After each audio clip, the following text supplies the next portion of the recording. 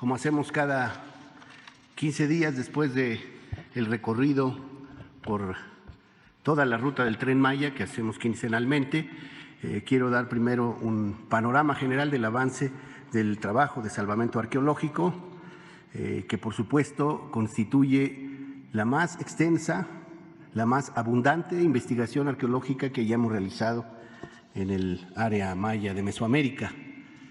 En la historia del instituto no habíamos podido tener el acceso a esta cantidad de materiales, información y sitios arqueológicos en la península de Yucatán y el sureste mexicano. En cuanto al salvamento arqueológico, es muy importante señalar que ya tenemos el visto bueno de obra en los tramos del 1 al 5 y en el tramo 7, es decir, de Palenque a Tulum y de Chetumal a Escárcega. Esto significa que la obra puede avanzar, independientemente de que seguimos con las tareas de salvamento en lo que respecta al acopio, la limpieza, la clasificación de los materiales arqueológicos, la restauración de las piezas museables y, por supuesto, la elaboración de los informes académicos que permitan que toda esta información se convierta en dato para el análisis del desenvolvimiento de los grupos humanos, de los asentamientos en esta área que fue cuna y sigue siendo de la gran nación maya de México, de Mesoamérica. Y en el tramo 6 estamos ya por concluir, llevamos el 95.59% de los vistos buenos de obra solo en 2 ubicaciones, en 2 fragmentos de este tramo. Tenemos algunas tareas todavía en campo para liberar el paso de las maquinarias de manera plena. Como ven ustedes, hemos seguido avanzando en el acopio de materiales arqueológicos. Hemos podido recuperar información y registros de 53.034 bienes inmuebles de diverso carácter, entre basamentos, zonas habitacionales, albarradas, caminos y otras estructuras de carácter inmueble. Llevamos ya 927.162 fragmentos de cerámica, que pues es una cantidad inconmensurable, que cada fragmento es información sobre la vida y las características de los grupos humanos en el área. 1.817 bienes muebles relativamente íntegros que hemos recuperado y 741 vasijas en restauración, 527 enterramientos humanos y 1.307 rasgos naturales asociados a la presencia de grupos humanos. El trabajo arqueológico entonces está concentrando de manera más intensa en el programa de mejoramiento de zonas arqueológicas que hasta ahora abarca 26 zonas en los estados de Chiapas, Tabasco, Campeche, Yucatán y Quintana Roo. Quisiera presentarles un ejemplo de lo que estamos haciendo en este programa, ahora relacionado con una zona muy interesante en el norte del estado de Campeche, denominada Xcalumquín. Adelante.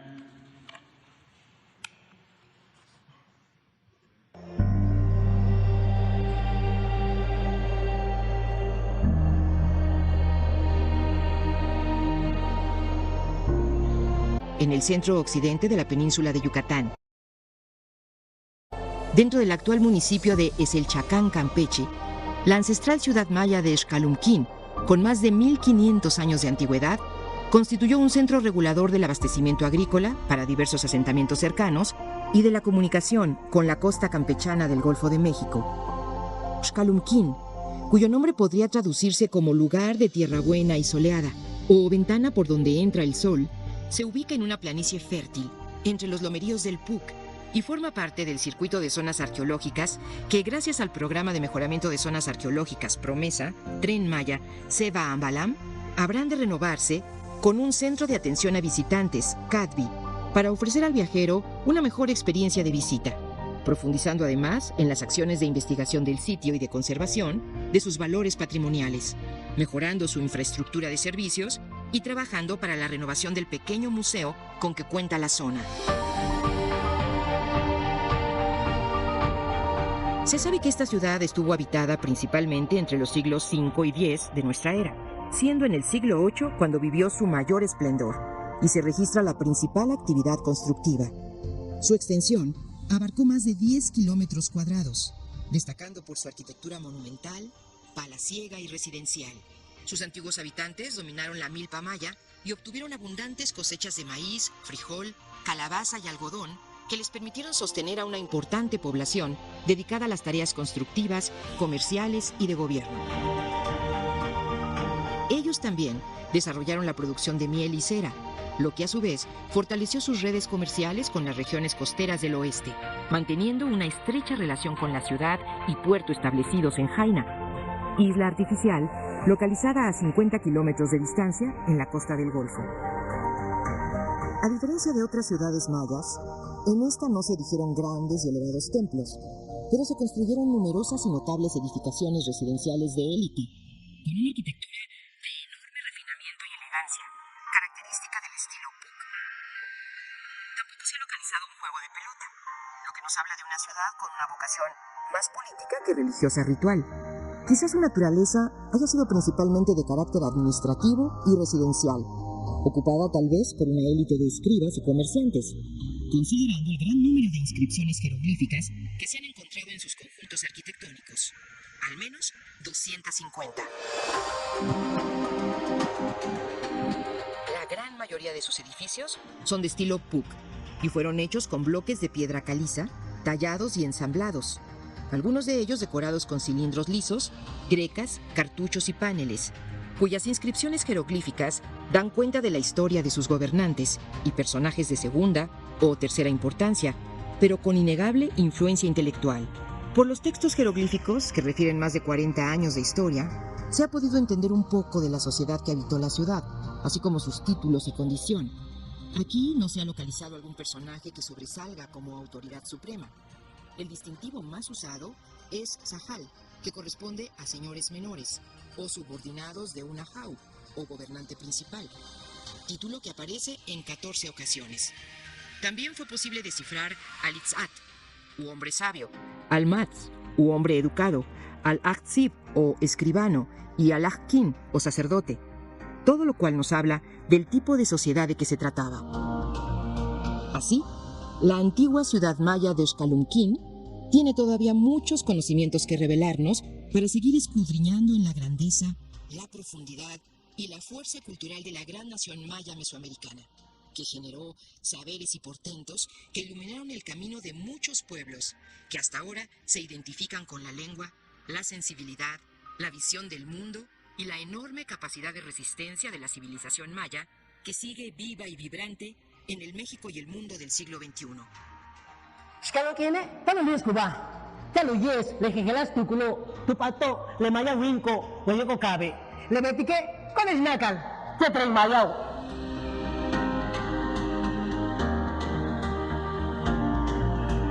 Gobierno de México.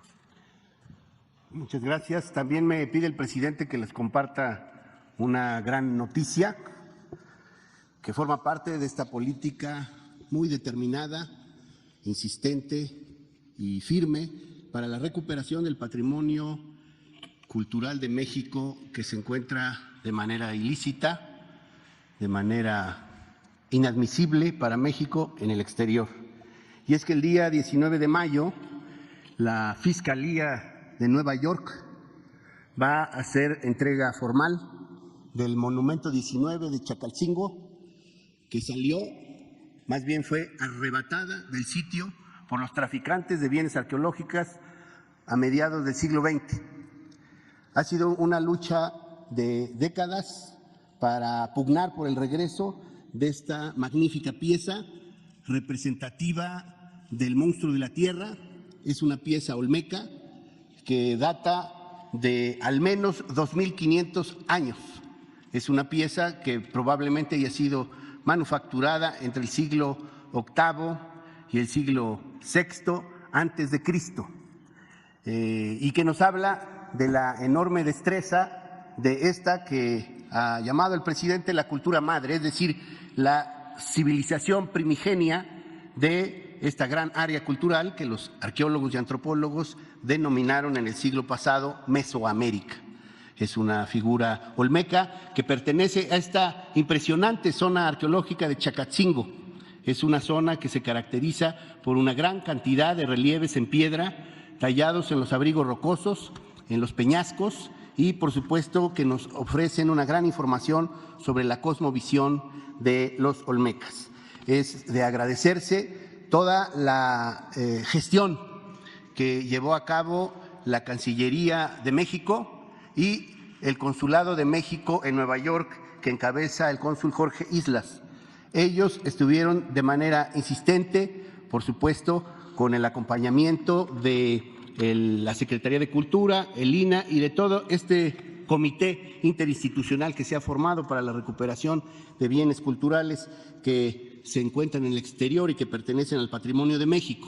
Es muy importante agradecer el gesto de la Fiscalía de Nueva York, que hizo un trabajo en el ámbito de los Estados Unidos, porque la pieza se encuentra en Denver, Colorado.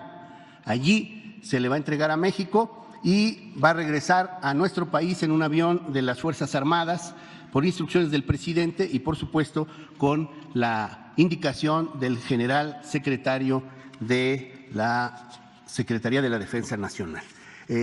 La pieza, como ha dicho el presidente, tendrá que regresar a su casa, a Chacalcingo, Morelos, pero estará una temporada relativamente larga, probablemente un año, tal vez un poquito más, en el mismo estado de Morelos, en el Palacio de Cortés, hoy Museo Regional de los Pueblos de Morelos, que acabamos de reabrir al público visitante y en donde se encuentran unas hermosísimas pinturas, murales de Diego Rivera, además de otros murales que recuperamos en este trabajo de restauración.